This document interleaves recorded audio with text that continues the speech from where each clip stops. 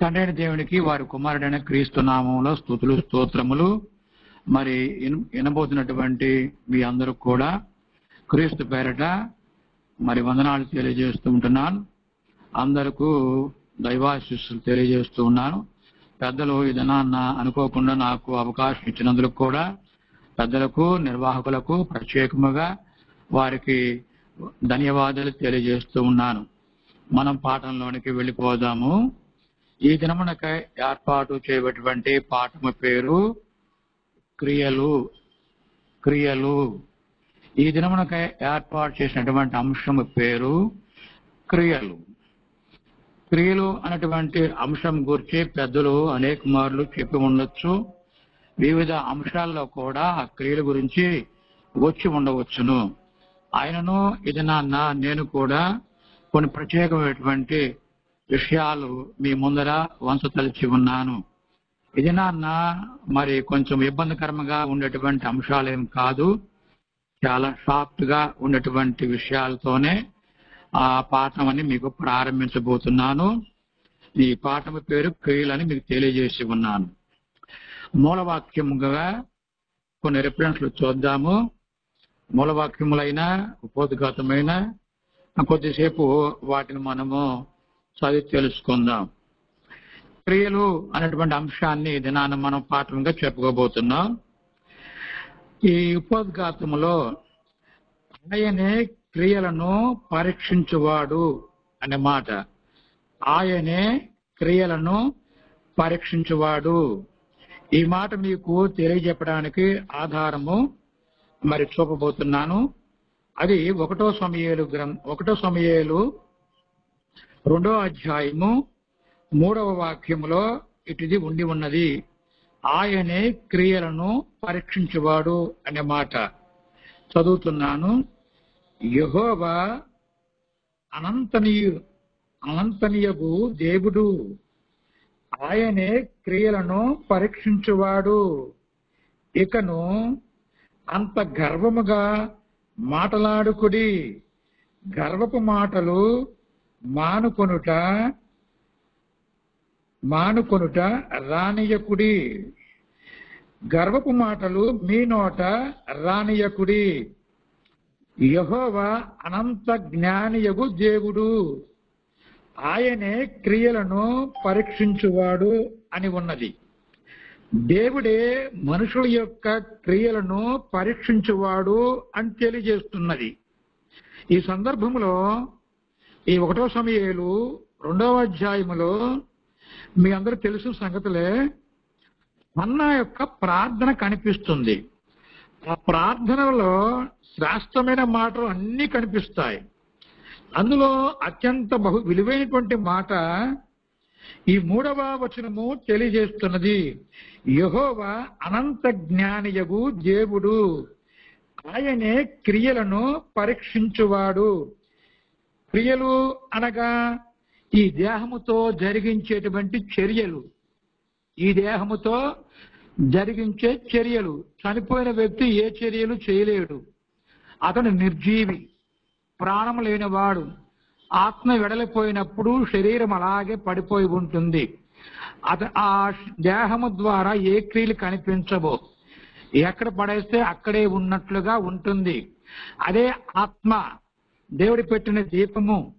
అందులో ఉన్నప్పుడు మాట్లాడుతుంది, ఆ నోటితో చేతులతో సైగలు చేస్తుంది, చేతులతో పనులు చేస్తుంది, కాళ్ళతో నడుస్తుంది, మరి ఎన్నో ఆలోచిస్తుంది, పాడుతుంది, తిడుతుంది, కొడుతుంది, ఎన్నెన్నో క్రియలు చేస్తున్నది. ఈ క్రియల్లో కూడా మంచి క్రియలు ఉంటాయి, చెడు క్రియలు ఉంటాయి.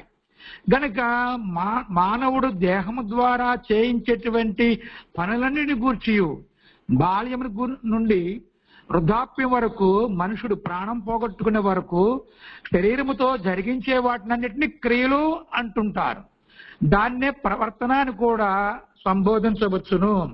ఇక్కడ మన యొక్క పాఠము పేరు క్రియలు. క్రియలు ఉపోద్ఘాతంలో మనం తెలుసుకుంటున్నాం కనుక ఆయనే క్రియలను పరీక్షించువాడు అనే దానికి మనము 1వ సమూయేలు గ్రంథము 2వ అధ్యాయం 3 చదివి ఉన్నాం. ఇది ఎందుకు చదివించానో మీకు తెలియజేయబోతున్నాను. యెహోవా అనంత జ్ఞానియగు దేవుడు. తండ్రైన దేవుడు ఎట్టివాడై ఉన్నాడో ఇక్కడ తెలపబడుతున్నది. ఆయన ఎట్టివాడై ఉన్నాడు? అనంత జ్ఞానియగు దేవుడు. ఆయనే క్రియలను పరీక్షించువాడు. ఎవరి క్రియలను? మనుషుల క్రియలను. ఈ సందర్భంలో ఈ హన్న ఒక అతనికి భార్య. ఈ ఒక్కటే కాదు, మరొక అమ్మాయి కూడా ఉన్నది. గనక ఇతని పెనిమిటికి 2 భార్యలతో మరి ఈ హన్నా కాకుండా మరో ఆ భార్యతో పిల్లలు ఉన్నారు. ఈ హన్నాకు పిల్లలు లేని పరిస్థితుల్లో ఆ తోటికోడలు ఎన్నో మాటలతో పిల్లలు లేనటువంటి హన్నాను రకరకాల మాటలు మాట్లాడి ఉండవచ్చును. అవి ఇప్పుడు జ్ఞప్తికి వచ్చి మాట్లాడుతూ ఉన్నది. ఆ తోడుకోడలు గర్వంతో కూడుకున్న మాటలు మాట్లాడి ఉండవచ్చును. పిల్లలు లేని పరిస్థితుల్లో ఆ స్థితిని చూసి తోడుకోడలు ఎన్నెన్నో మాటలు మాట్లాడి ఉండవచ్చును. అందుకే హన్నా ఏమని ప్రార్థనలో జ్ఞాపం చేసుకుంటున్నది? యెహోవా అనంత జ్ఞానియగు దేవుడు, ఆయనే క్రియలను పరీక్షించువాడు. ఇకను అంత గర్వముగా మాట్లాడకుడి, గర్వపు మాటలు మీ నోట రానియకుడి. మనుషులకు తెలియజేస్తుంది. ఆవిడ కూడా మనిషే గనక గర్వపు మాటలు పలకకూడదు అని తెలియజేస్తున్నది. క్రైస్తవులు గాని గతంలో ఇజ్రాయెల్ చరిత్రలో భక్తులు గాని గర్వంతో కూడుకున్న మాటలు ఉంటూ ఉండాయి. వారికి ధర్మశాస్త్రం ఉన్నది, దేవుడు ఉన్నాడు, పెద్దలు ఉన్నారు, ఎన్నో వారికి సాంప్రదాయాలు ఉన్నాయి. కానీ ఈ తోడుకోడలు ఉన్న మాటలు ఇవిడికి ఇప్పుడు జ్ఞప్తికి వస్తున్నాయి ప్రార్థనలో. అందుకని కారణం కూడా 1వ అధ్యాయంలో 27, 28లో సంగతులు ఉన్నాయి. అవన్నీ ఇప్పుడు మనము చదవజాలము, ఇక్కడే చూడబోతున్నాం. గనక యెహోవా అనంత జ్ఞానియగు దేవుడు, ఆయనే క్రియలను పరీక్షించువాడు. ఇకను ఎందుకంటే ఒక కుమారుని కనుక్కుంది దేవుని దయతో. ఆ కుమారుని తీసుకొచ్చి దైవసేవకునికి అప్పగించింది, ప్రతిష్ఠ చేయించింది. ఇక మీదట ఈ కుమారుడు ఇక్కడే దేవుని పనిలో ఉంటాడు అని చెప్పింది. అనంతరం ప్రార్థించుకుంటుంది, విజ్ఞాపన చేస్తున్నది దేవునికి.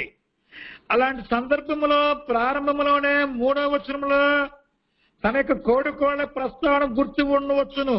ఇకను అంత గర్వముగా మాట్లాడకుడి, నేను కూడా ఒక బిడ్డను కన్నాను, పాలిచ్చూటం అయిపోయింది, మాట ప్రకారం తీసుకొచ్చి దేవునికి అప్పగించాను. క్రింద లైన్లో గర్భపు మాటలు మీ నోట రానియకుడి. ఈ హెచ్చరికలు ఎవరెవరికి ఇస్తున్నారు? దేవుని సన్నిధికి వచ్చే ప్రతి ఒక్కరు కూడా, దేవుని కోరుకునే ప్రతి ఒక్కరు కూడా, క్రీస్తును ధరించుకున్న ప్రతి క్రైస్తవుని కూడా ఈ హెచ్చరిక అవసరం. ఎందుకంటే తండ్రైన దేవుడు ఒక సందర్భంలో చెప్తున్నాడు, అసలు మీరు ఆలోచన చేయక్రితమే మీరు ఏం ఆలోచన చేస్తారో నాకు తెలుసు. మీరు లేచుట, నిలబడుట, కూర్చునుట అన్నీ నాకు తెలుసు. అందుకే ఇక్కడ ఏమని అంటున్నది? ఈ 3వ వచనంలో 2వ లైన్లో ఆయనే క్రియలను పరీక్షించువాడు. దేవుడు పరీక్షిస్తున్నాడు గనక చాలా విజయముతో ఇక్కడ ఈ ప్రార్థన చేస్తున్నది. ఈ సందర్భంలో ఇదే అధ్యాయంలో 19వ వచనంలో చూస్తే ఒక చక్కటి మాటలు కనిపిస్తున్నాయి. ఆవిడ అంతగా ప్రార్థన చేయడానికి గల కారణం ఏమిటంటే, వాని తల్లి, వానంటే సమూయేలు గారు, బాలుడైన సమూయేలు గారి తల్లి వానికి చిన్న అంగి ఒకటి కుట్టి ఏటేటా బలి అర్పించుటకు తన పెనిమిటితో కూడా వచ్చినప్పుడు దాన్ని తెచ్చి వానికిచ్చుతూ వచ్చెను అని రాయబడింది. కనుక ప్రతి సంవత్సరము మీరు ఈ బాబును కనకక్రితం వచ్చేవారు, కన్న తర్వాత కూడా వస్తున్నారు. ఆ బాబుకి ఓ చక్కటి అంగి తన స్వహస్తాలతో కుట్టి తీసుకొని వచ్చి అంగీలు సేవకులు వేసుకుంటారు ఎక్కువగా యాజకులు. ఇప్పుడు యాజకుని దగ్గరే పెరుగుతున్నాడు బాబు గనక తర్వాత 21లో ఏమని ఉన్నదంటే ఆవిడ చేసినటువంటి ఆ త్యాగ ఫలాలు ఇక్కడ ఫలితానికి వస్తున్నాయి. ఏమా ఫలితం అన్నట్లయితే 21లో ఏమని ఉన్నది? యెహోవా అన్నాను దర్శింపగా ఆమె గర్భవతి అయి 3 కుమారులను 2 కుమార్తెలను కనెను. అసలు ఒక్క బిడ్డ కూడా లేనటువంటి హన్నాకు దేవుడు ఇప్పుడు ఒక బిడ్డను సమర్పిస్తే ఈ హన్నాకు మరి కొడుకులను కుమార్తెలను ఇస్తున్నాడు. దేవుడు ఇచ్చాడు. 3 కొడుకులను 2 కుమార్తెలను 5 పెద్దవాడైనటువంటి సమూయేలుతో కలిసి అప్పుడు 6 అయి ఉన్నారు. 6 కనుక అమ్మా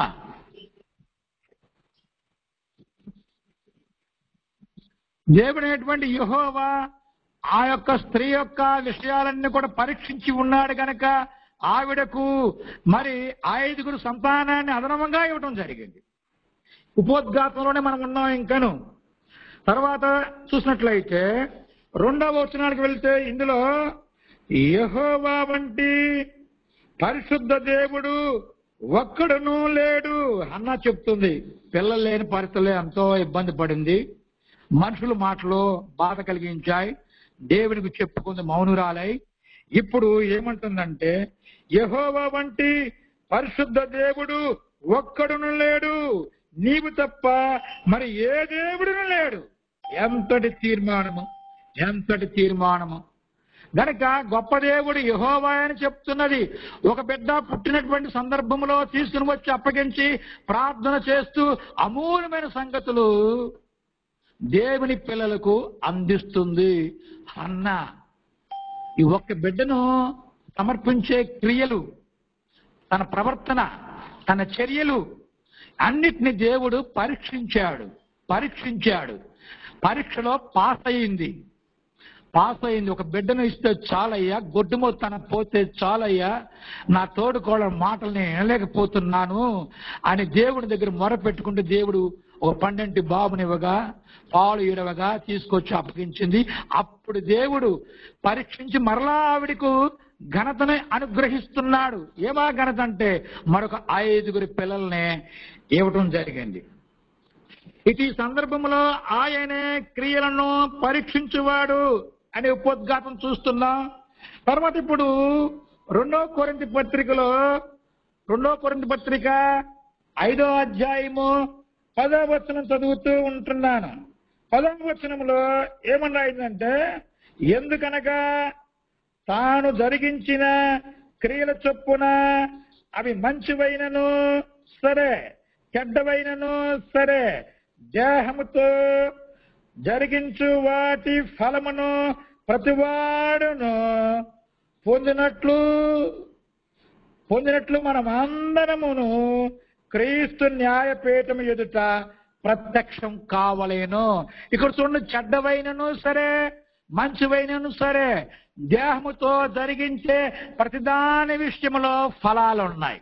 ఈ హన్నా గారు దేవుడు పైనుండి నా యొక్క క్రియలను పరీక్షిస్తున్నాడు, ఆయనే క్రియలను పరీక్షించువాడు అని రాయబడింది. గనక తండ్రైన దేవుడు ప్రతి మానవుని పరీక్షిస్తున్నాడు. ఇప్పుడు నన్నును, ఇంటున్న మిమ్ములను, ఈ భూలోకంలో నివసిస్తున్న ప్రతి వాడిని పరీక్షిస్తున్నాడని మనం గుర్తెరగాలి. ఉపోద్ఘాతంలో మరొక సంగతి, ప్రకటన గ్రంథంలో లాస్ట్ అధ్యాయము, ప్రకటన గ్రంథం 22వ అధ్యాయము 12వ వచనం చదువుకుందాం. ఇదిగో త్వరగా వచ్చుచూ ఉన్నాను, వాని క్రియల చొప్పున ప్రతివానికిచ్చుటకు నేను సిద్ధపరిచిన జీతము నా వద్ద ఉన్నది. చూడండి, బ్రతుకుతున్నటువంటి మనం అందరం కూడా ఎన్ని సంవత్సరాలు అయితే బ్రతుకుతూ ఉంటున్నామో అన్ని సంవత్సరాలు కూడా మన యొక్క క్రియలన్నీ కూడా రికార్డ్ చేయబడుతున్నాయని చెప్పి దేవుడు తెలియజేస్తున్నాడు. తన కుమారుడు పంపబోతున్నప్పుడు ఏమని చెప్తున్నారు? ప్రతివాడు కూడా మంచి క్రియలైనా గాని చెడు క్రియలైనా గాని వాని వాని యొక్క క్రియలను బట్టి వానికి ప్రతిఫలము ఇవ్వబడును అని రాయబడి ఉన్నది. ఇప్పుడు మనము పాఠంలోనికి వెళ్ళబోతున్నాం. పాఠంలో 8 విషయాలు ఉన్నాయి.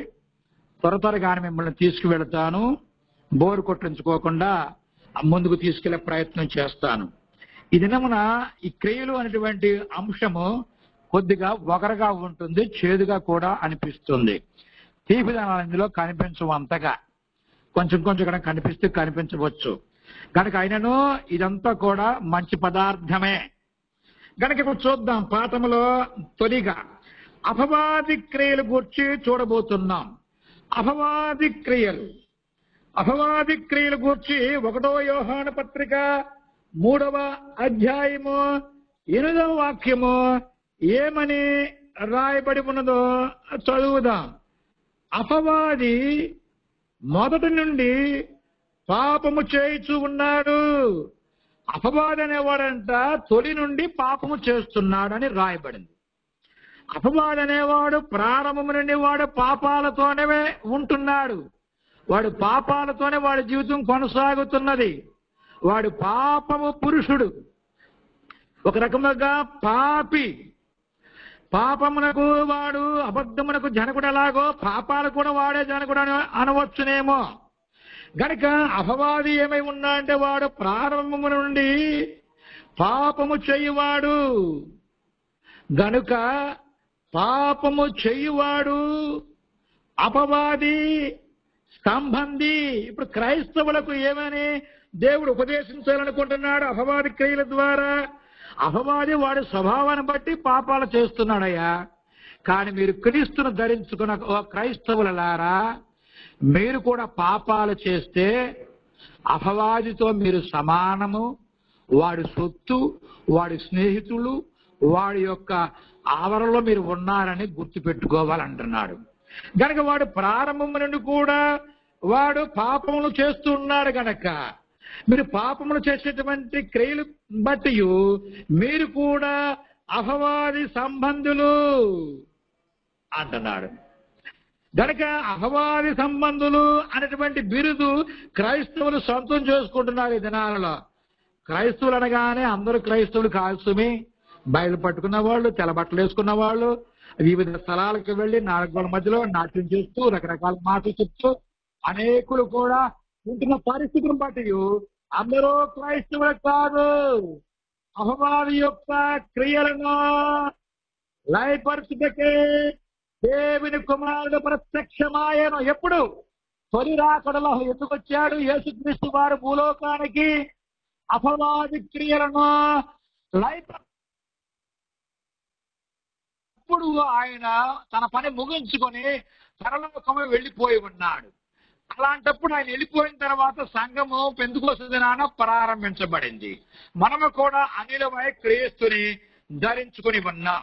కనుక క్రీస్తును ధరించుకొని క్రీస్తు సంఘములో కొనసాగుతున్నటువంటి మనము చిన్నదైనా పెద్దదైనా పాపము చేస్తే ప్రభు ఏమంటున్నా అంటే మీరు అపవాది సంబంధులే.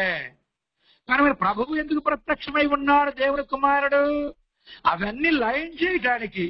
ఇవన్నీ చదివి విని మరి గ్రహిస్తున్నటువంటి నీవు మరలా అవే కుక్కలాగా తిన్నదాన్ని వాంతి చేసుకుని మరలా తినుట ఎలా?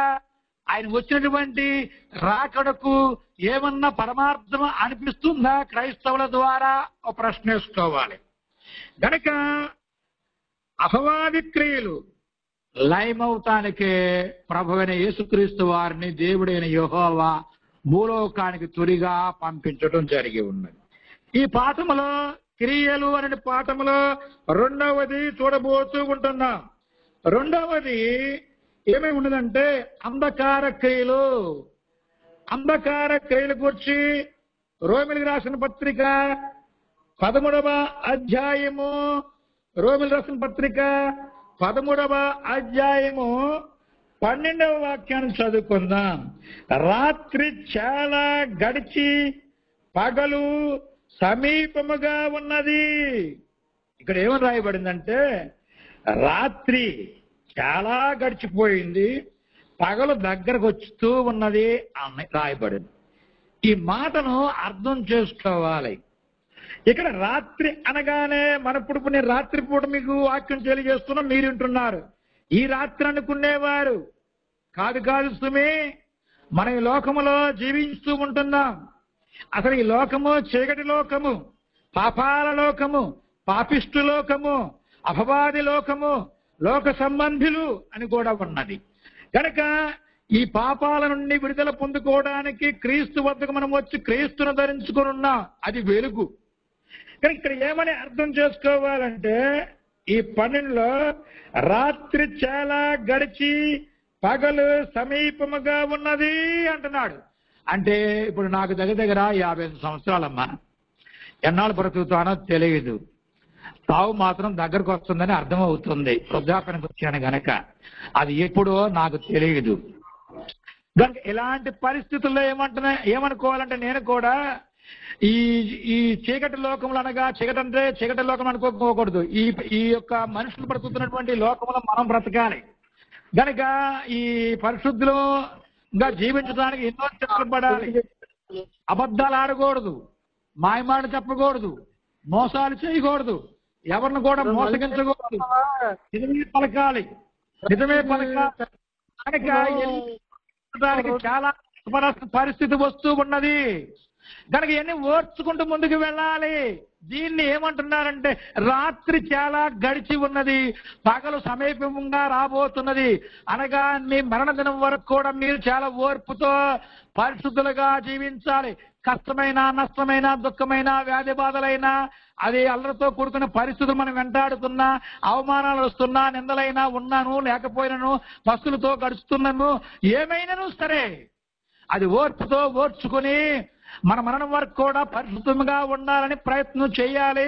ప్రయత్నమే కాదు, అది మనం ఈ చివరి వరకు కూడా ఓర్పుతో సహనంతో ఉండాలి. అపోస్తలుడైన పౌలు గారు తల తీసే వరకు కూడా ఎన్నో కష్టాలు అనుభవించచ్చు. అక్కడ రాయబడిన మాట ఈయనే రాశాడు అపోస్తలుడైన పౌలు గారు 12లో, రాత్రి చాలా గడిచి పగల సమీపమాయను అవుతూ ఉన్నది అంటున్నాడు. ఆయన ఏమంటున్నా అంటే, బ్రతుకుట క్రీస్తు, చావైతే లాభము.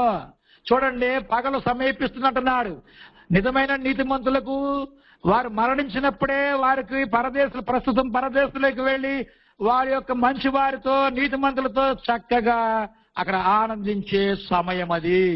దాన్ని ఎలా సంబోధిస్తున్నాడంటే, రాత్రి చాలా గడిచి పగలు సమీపముగా ఉన్నది గనుక మనము అంధకార క్రియలను విసర్జించి, గనక మనం మరణిస్తే నీతిమంతులకు పరలోక ప్రాప్తి అందిపించుకోవడానికి పరదేశం పోబోతున్నారు. గనక ఈ అంధకార క్రియలను విసర్జించాలి. తాగుబోతులకు తాగకూడదు బాప్తిసాలు పొందిన తర్వాత. వ్యభిచారులు బాప్తిసం పొందిన వ్యభిచారం చేయకూడదు. దొంగిలించేవారు బాప్తిసం పొందిన తర్వాత దొంగిలించకూడదు. తిట్టుబోతులు బాప్తిసం పొందిన తర్వాత తిట్టకూడదు. గనక రకరకాలుగా చెడు వైఖరులన్నీ విసర్జించాలి. మనకు తెలుసు విసర్జన, ఉదయం పూట కాలకృత్యాలు తీర్చుకుంటుంటారు. విసర్జన మరలా స్వీకరించకూడదు. దానిని ఏమంటున్నా అంటే అంధకార క్రియలు అంటున్నాడు. 11లోకి వెళితే ఇందులోనే, మరియు మీరు కాలము నెరిగి నిద్ర మేల్కొను వేళాయను.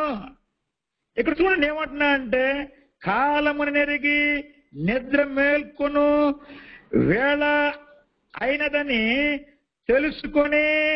కాలము నెరిగి అంటే అసలు మన కాలం ఎంతకాలం అయ్యా? ఎంతకాలము? 60, 70, ఇంకా ఉంటే 90. అది ఆయాసంతో కూడుకున్న పరిస్థితులే.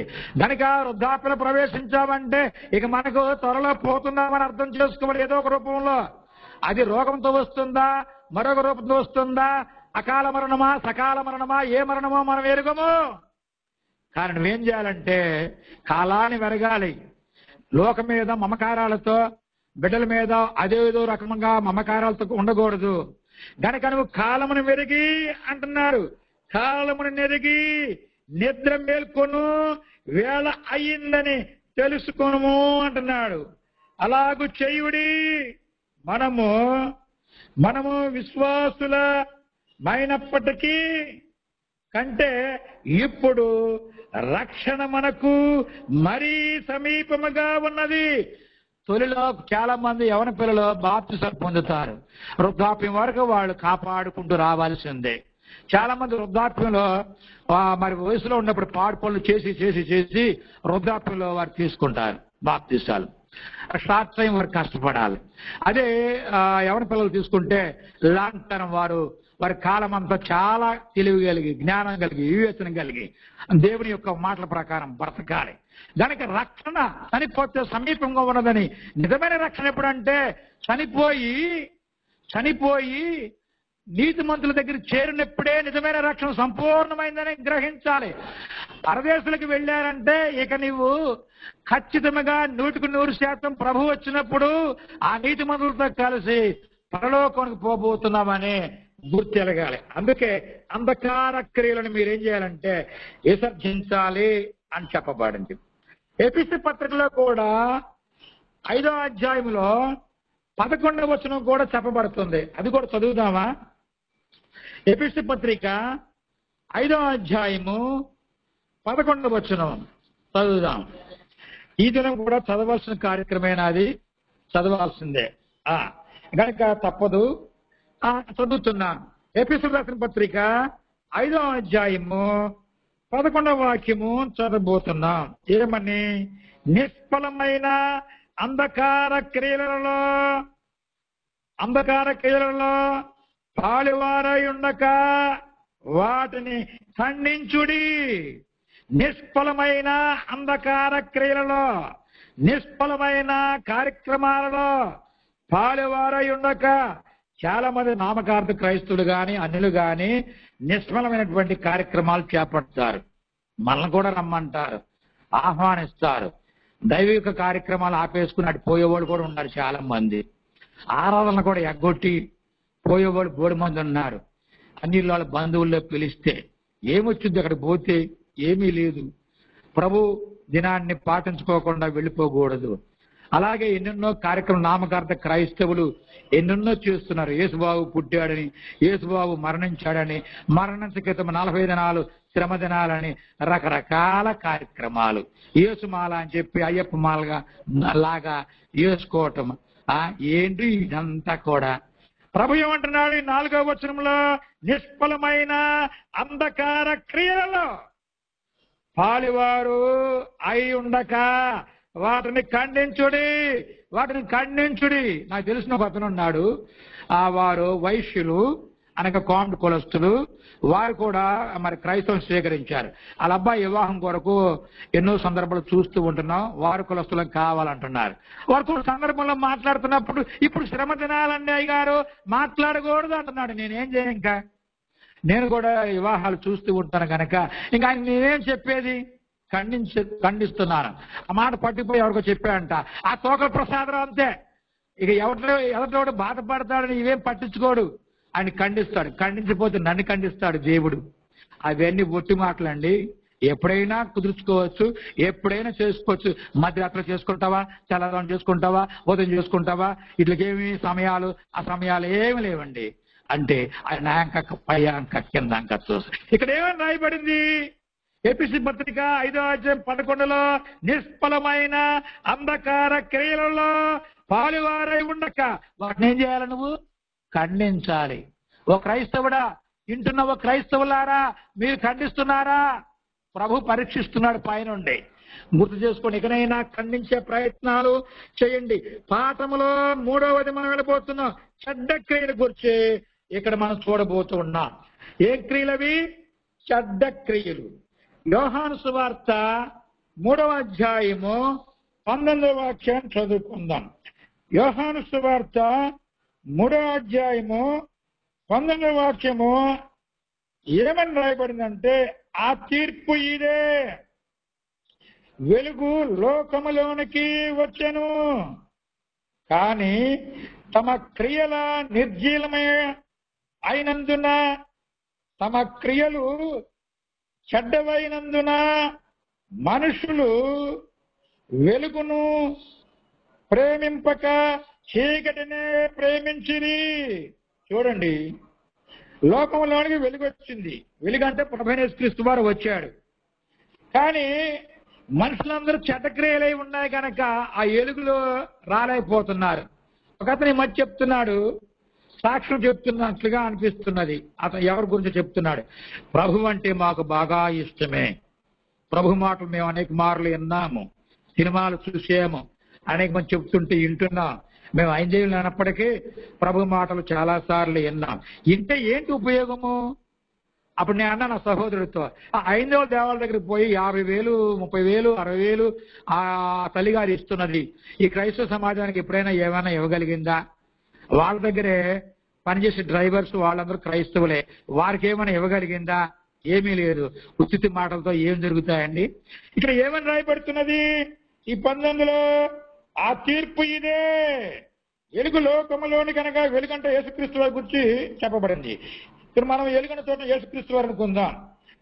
ఆ తీర్పు ఇదే, యేసుక్రీస్తు వారు లోకములోనికి వచ్చెను గాని తమ అనగా బాప్తిసము పొందిన వారు, క్రీస్తును ధరించుకోకుండా ఉన్నవారు క్రియలు చెడ్డవైనందున ఆ మనుషులనగా బాప్తిసము పొందుకోకుండా ఉన్నవారు వెలుగుననగా క్రీస్తును ప్రేమింపక చీకటిలోననగా పాపములోనే ఉంటున్నారు అని అర్థం. దానికి ఇప్పుడు చెడ్డ క్రియలు వారు జరిగిస్తూ ఉంటున్నారు. దానికి దేవుడు అటువంటి యెహోవా చెప్తున్న మాటలు పెడచెవిని పెట్టుకుంటున్నారు. అలా పెడచెవిని పెట్టుకోవడం ద్వారా వాళ్ళకేమి దొరుకుతున్నది? ఈ పాఠంలో 4వ దానికి వెళ్ళిపోతున్నాం. 4వది ఏమై ఉన్నదంటే నిర్జీవ క్రియలు అని ఉన్నది. ఇది మనం చదువుకోవాలంటే హెబ్రీయులకు రాసిన పత్రికలోకి వెళ్ళాలి. హెబ్రీయులకు రాసిన పత్రిక 9వ అధ్యాయము 14వ వాక్యములో రాయబడి ఉన్నది. హెబ్రీయులకు రాసిన పత్రిక 9వ అధ్యాయము 14వ వాక్యము ఏమని ఉన్నది ఇక్కడ? నిత్యుడగు ఆత్మ ద్వారా తన్ను తాను దేవునికి నిర్దోషునిగా అప్పగించుకొనిన క్రీస్తు యొక్క రక్తము నిర్జీవ క్రియలను విడచి జీవము గల దేవుణ్ణి సేవించుటకు మీ మనస్సాక్షిని ఎంతో ఎక్కువగా శుద్ధి చేయును. చాలా మంది క్రీస్తు రక్తాన్ని చెడుగా వాడుకుంటున్నారు. ఈ మతశాఖల వారు దాకా యేసు రక్తం, యేసు రక్తం, యేసు రక్తం అంటారు. ప్రతి చోట యేసు రక్తం అంత చులకనగా ఉందా? నీ మనస్సాక్షిని యేసు రక్తం శుద్ధి చేయబోతుంది. అది గుర్తుపెట్టుకోవాలి. యోహాను గారు కూడా తన పత్రిక రాస్తూ కూడా మనలో పాపం లేదని చెప్పుకున్నట్లయితే మనల్ని మనమే మోసపరుచుకున్న వాళ్ళం అవుతాము అని తెలపబడి ఉన్నది.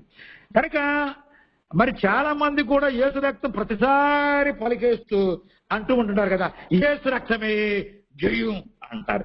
దేనికి జయురా బాబు అంటే, చాలా మంది హాస్పిటల్ పోతే ఆ పడకల దగ్గర అక్కడక్కడ మరి బైబిల్ ఉంచుకుంటారు. అది తప్పేం కాదు, ఖాళీగా ఉంటే చదువుకోవచ్చు.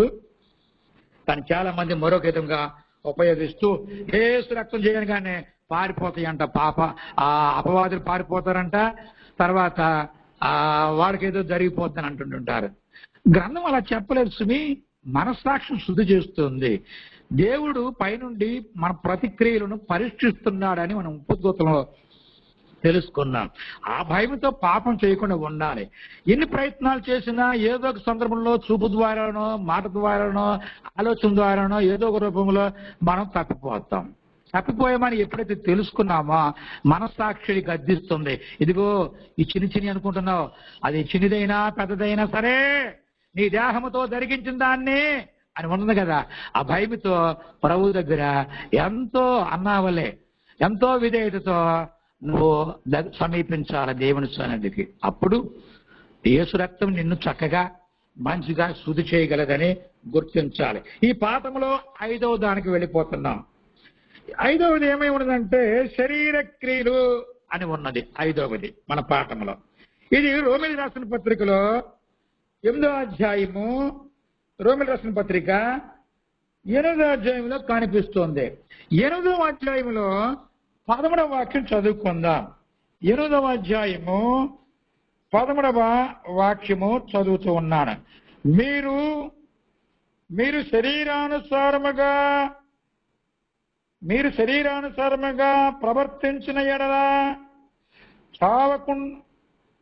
ప్రవర్తించిన ఎడల చావవలసిన వారై యుందురు. ఇక్కడ చూడండి, మీరు శరీరానుసారముగా ప్రవర్తించిన ఎడల చావవలసి ఉంటారు అని చెప్పబడుతుంది. కానీ ఆత్మచేత శరీర క్రియలను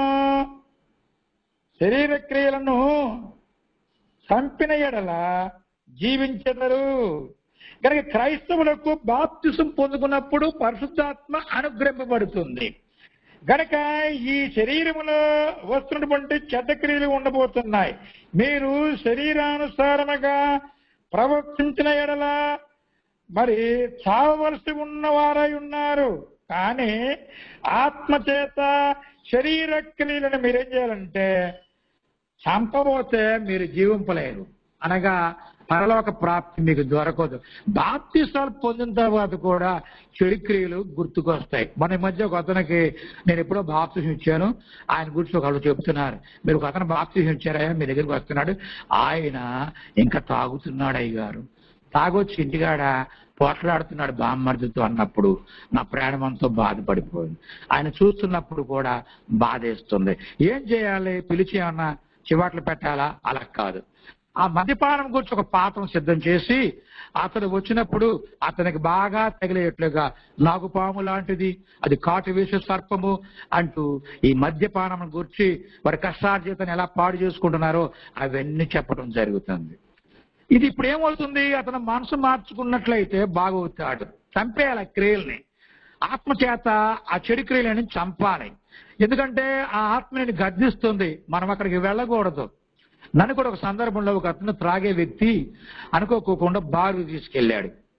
ఏంటి ప్రభువా నేను ఇలాగ రావాల్సి వచ్చింది, అక్కడ చాలా మంది నన్ను కూడా చూస్తున్నారు, నాకు డ్రింక్ సర్వ్ చేయించాడు, అతడు ఆ మందు కొడుతున్నాడు. ప్రభువా తొందరగా ఎక్కడి నుంచి వెళ్ళిపోవాలి, ఇది నేను రావాల్సిన చోటు కాదు, ఈ వ్యక్తితో నాకు కొంచెం సంబంధాలు ఉన్నాయి, ఆ పనులు చేస్తున్నాం అక్కడ అనుకుంటూ ఎంతో మదన పడుతూ ఆ సమయం అంతా కూడా ప్రభువును స్తుతించుకుంటూ భయముతో త్వరగా రావాల్సిన పరిస్థితి వచ్చింది. చంపుకోవాలి. మరొక మారు ఎప్పుడన్నా కానీ పిలిస్తే నేను వెళ్ళను రాను అని చెప్పుకుంటాను ప్రభువా అని ప్రభు దగ్గర ప్రజలను అడుకోవడం. ఇక్కడ అదే తెలియజేస్తున్నాడు. ఏమని తెలియజేస్తున్నాడు? మీరు చదువుతున్నారు కదా, మీరు వింటున్నారు కదా, రోమీయులకు రాసిన పత్రిక 8వ అధ్యాయము ఇందులో మనం 13 చదువుతున్నాం. 11లో మనం తెలుపుతున్నటువంటి విషయం చూస్తే అంటాడు కదా, మీరు శరీర అనుసారముగా ప్రవర్తించిన ఎడల చావవలసిన వారై ఉన్నారు, కానీ ఆత్మచేత శరీర క్రియలను చంపిన ఎడల మీరు జీవించగలరు. నిజానికి నేను అలాంటి తీర్మానం కలిగి ఉండకపోతే మరొకసారి వెళ్ళినట్లయితే, మరొకసారి పోయినట్లయితే నేను క్రియలు చంపిన వాడిని అవుతానా? అటు బ్రతికించిన వాడిని అవుతాను. గనుక మనస్సాక్షి గద్దింపుకు మనం లోబడాలి. లోబడితే యేసు రక్తం శుద్ధి చేస్తుంది. సుమి మరలా దేవుని దగ్గర ఆ చెడు పనులు చేస్తే దేవుడు సహింపజాలడు. అందుకే దీన్ని 14కి వస్తే మరొక మాట కూడా ఉందండి. 14లో కూడా ఏమని ఉందంటే, 14లో చదువుతున్నాను, దేవుని ఆత్మచేత ఎందరూ నడిపింపబడుదురో వారందరూ దేవుని కుమారులు అనబడుతురు. చూసారా? ఆత్మలను అక్కడ గద్దిస్తుంది. నువ్వు రావాల్సిన చోటు కాదు, నువ్వు ఉండవలసిన చోటు కాదు, నువ్వు ఉండవలసినటువంటి మనుషులు కారు వారు. గద్దిస్తున్నటువంటి గద్దింపుకు, ఆ గద్దింపుకు లోబడితే నేను దేవుని కుమారుడు అవుతావు. సుమే ఈ 14 మీరు జాగ్రత్తగా మరలా మీరు ఏనండి చదువుతున్నాను. ఒక క్రైస్తవ సహోదరులారా, ఒక క్రైస్తవ జనమా చదువుతున్నాను, మరలా చెవులు పెట్టినండి. ఏమంటున్నాడు? దేవుని ఆత్మచేత ఎందరు నడిపించురో వారందరూ దేవుని కుమారులే. వింటున్నవారు మీరు సేవకులు, దేవుని మాట చెప్పేవాళ్ళు, వింటున్నవారు తక్కువవారేం కాదు, చెప్పేవారి కంటే గొప్పవారు. మీరందరూ కూడా మరి దేవుని పిల్లలను దేవుని దగ్గరికి నడిపించాలమ్మా. నడిపిస్తేనే మనం అందరం దేవుని కుమారులమని అనిపింపబడతాయి. ఈ పాఠములో ముగింపు వస్తున్నాను. ఇక ఈ పాఠములో 6వది మనం చూడబోతున్నాం. 6వది యోహాను సువార్తకి వెళ్ళాలి. 6వది యోహాను సువార్తలో యోహాను సువార్తలో 6వ అధ్యాయంలో ఉందమ్మా. 6వది ఈ పాఠంలో 6వది దేవుని క్రియలు. 6వది దేవుని క్రియలు. యోహాను సువార్త 6వ అధ్యాయము 29వ వాక్యాన్ని చదువుకుందాం. 6వ అధ్యాయము 29వ వాక్యాన్ని చదవబోతున్నాను. ఏమని? యేసు ఏమంటే, ఆయన పంపిన వానియందు మీరు విశ్వాసం ఉంచుటయే దేవుని క్రియ అని వారితో చెప్పెను. అసలు దేవుని క్రియ అంటే ఏమిటి? దేవుని క్రియ అంటే ఏమిటి? ఇక్కడ స్పష్టముగా డైరెక్ట్ గా ఇస్తున్నాడు. దేవుని క్రియ అంటే ఏమిటంటే యేసు చెప్తున్నాడు, ఆయన పంపిన వారి యందు. ఆయన అంటే దేవుడు పంపిన వారి యందు. పంపబడి వచ్చినటువంటి వ్యక్తి ఎవరంటే ప్రభువైన యేసుక్రీస్తు వారు. ఆ యేసుక్రీస్తు వారి మీద మనం ఏముంచాలంట? మీరు విశ్వాసం ఉంచుటయే దేవుని క్రియ అని వారితో, ఆనాడు వింటున్న వారితో, ఈనాడు వింటున్నటువంటి మీతో, వినబోతున్న వారితో ప్రభువైనటువంటి యెహోవా దేవుడు తన కుమారుని ద్వారా ఆనాడు చెప్పించాడు. ఈనాడు నేను చదువుతూ ఉన్నాను. దేవుని క్రియ చూసారా ఎంత బాగుందో? కనుక 28కి వచ్చినట్లయితే, ఇప్పుడు 29 చదివాను, 29 కలిస్తే మరింతగా రుచికరముగా కనిపిస్తున్నది. చూడండి, వారు మేము దేవుని క్రియలు జరిగించుటకు ఏమి చెయ్యవలనని ఆయనను అడగగా.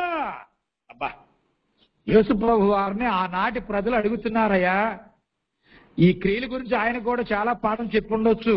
ఇందులో యోహాను కొంచెమే రాసి ఉండొచ్చు. వాళ్ళు అడిగిన ప్రశ్నకు సమాధానం మనం 29లో చదివాము. అసలు ప్రశ్న ఏమి వచ్చిందో 28లో ఉంది. మేము అనగా ఆ శిష్యులు గాని, ఆనాడు ఉన్నటువంటి సమాజం, ఇంటి సమాజం గాని, మేము దేవుని క్రియలు జరిగించుటకు ఏమి చెయ్యవలనని ఆయన అనగా క్రీస్తును అడగగా, ఆ క్రీస్తు ఏమంటున్నాడంటే, యేసు పలుకుతున్నాడు, ఆయన పంపిన వానియందు మీరు విశ్వాసం ఉంచుటయే దేవుని క్రియ. దేవుని క్రియను జరిగించుట ఎంత సింపుల్ గా ఉందండి. చూసారా ఎంత సింపుల్ గా ఉందో? బైబిల్ గ్రంథం అంతా చాలా సులభంగా ఉంటుందమ్మా. అరటిపళ్ళు ఒలిచిపెట్టి చక్కగా తిన్నట్లుగా అనిపిస్తూ ఉంటుంది. ఎంత కమ్మగా ఉంటుందంటే అర్థం చేసుకున్న వాడికి చాలా బాగుంటుంది. అర్థం చేసుకున్న వాడికి ఏది అర్థం కాదు, ఈ అర్థంగా ఉంటుంది. ఈ పాఠంలో 7వది త్వరగా ముగించబోతున్నాను.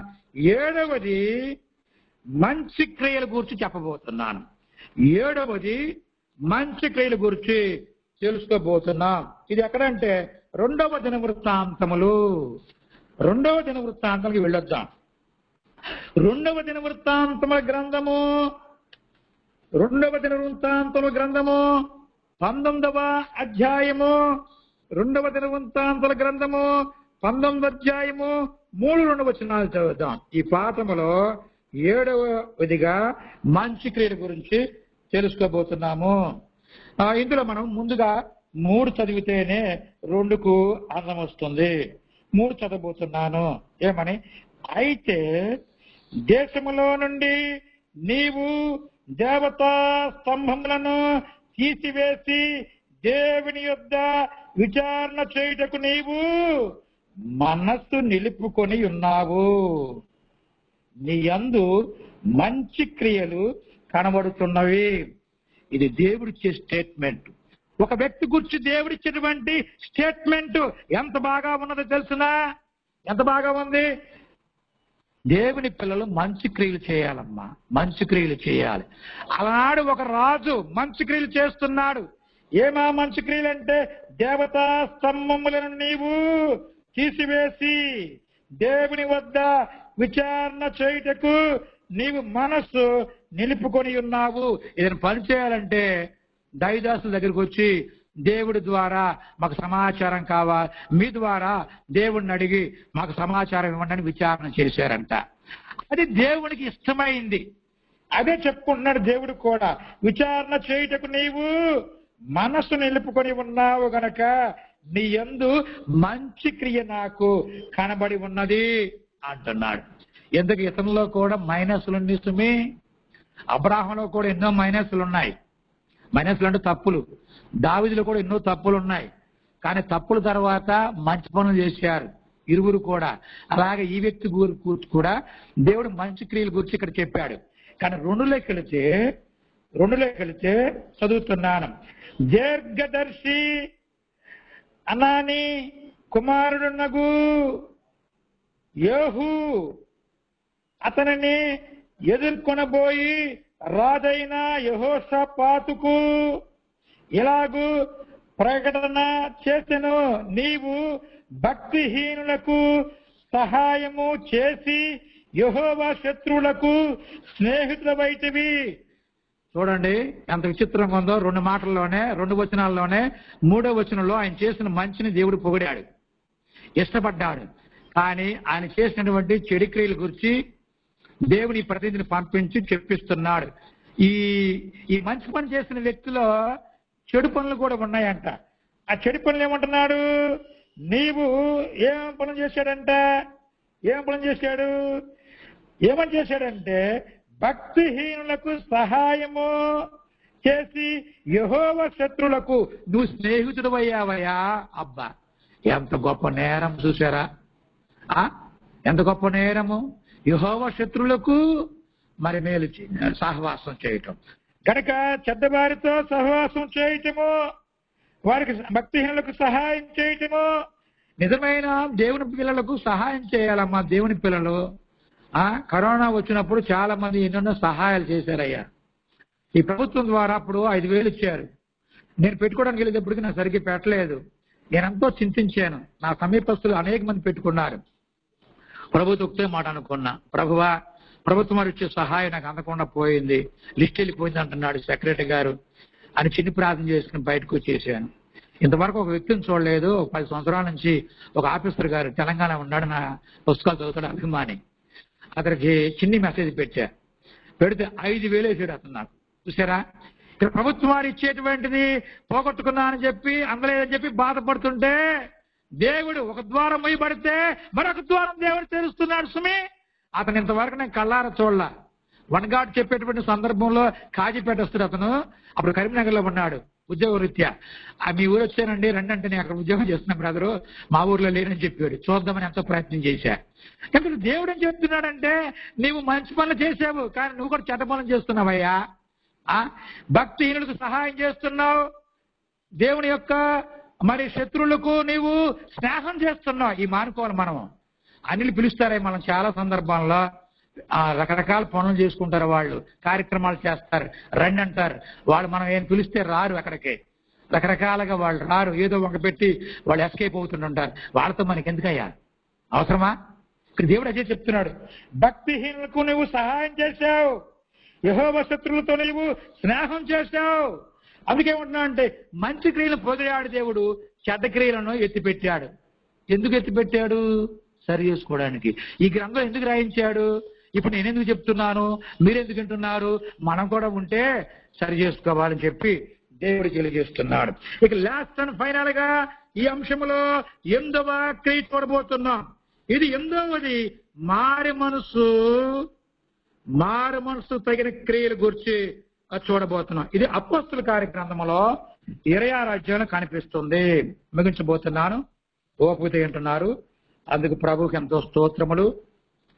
అపోస్తుల కార్యగ్రంథము 26వ అధ్యాయంలోకి వెళదాం. అపోస్తుల కార్యగ్రంథము 26వ అధ్యాయము దొరికింది. 26వ అధ్యాయము అపోస్తుల కార్యగ్రంథము 26వ అధ్యాయము 20వ వచనం చదవబోతున్నాను. చివరిదే కదా, ఓపిక ఉండండి. అపోస్తుల కార్యగ్రంథము 26వ అధ్యాయము 20వ వచనము చదువుతున్నాను. 19 చూస్తే ఇంకా కొంచెం బాగుంటుంది. 19కి వెళ్ళి వస్తానమ్మా, మరొక విధంగా అనుకోకండి. 19 నుంచి వస్తున్నాను. కాబట్టి అగ్రప్పరాజా ఆకాశము నుండి కలిగిన ఆ దర్శనమునకు నేను విధేయుడను, నేను అవిధేయుడను కాక. ఇక్కడ అగ్రప్పరాజుతో మాట్లాడుతున్నాడు అపోస్తలుడు పౌలు గారు. కాబట్టి అగ్రప్పరాజా ఆకాశము నుండి కడిగిన ఆ దర్శనమునకు నేను అవిధేయుడను కాక. ఇప్పుడు 20 మొదట దమస్కులోని వారికిని యెరూషలేములోను యూదులకును యెరూషలేములోను యూదయ దేశమంతటను తరువాత అనిలకును వారు మారు మనసు పొంది దేవుని తట్టు తిరిగి మారు మనసునకు తగిన క్రియలు చెయ్యవలనని ప్రకటించుతూ ఉంటేనే. ఇప్పుడు అపోస్తలుడైన పౌలు గారు అగ్రపురాలతో మాట్లాడుతున్నాడు. ఏమనంటే, నేను చాలా ప్రాంతాలు తిరిగి ఉన్నానయ్యా, ఈ తిరిగేటువంటి ప్రాంతాలలో ఏమని ప్రకటించి ఉన్నానంటే, మారు మనసుకు తగినటువంటి ఫలములు మీరు క్రియలు మీరు చేయాలని ప్రకటిస్తున్నాను. దానికి ఇక్కడ తెలియజేస్తున్న విషయం ఏంటంటే, మారు మనసు పొంది దేవుని తట్టు తిరిగి మారు మనసునకు తగిన క్రియలు చెయ్యవలనని ప్రకటించుతూ ఉంటేనే. ఇప్పుడు క్రైస్తవులటువంటి మనము కూడా మారు మనసుకు తగినటువంటి ఫలాల గురించి గ్రంథంలో ఎన్నో విషయాలు ఉన్నాయి. మీరు ఎన్నో చెప్పారు, ఎన్నో విన్నారు. ఆ క్రియలు తగినట్లుగా మనము పనులు చేయాలని ప్రభువు చెప్తున్నాడు.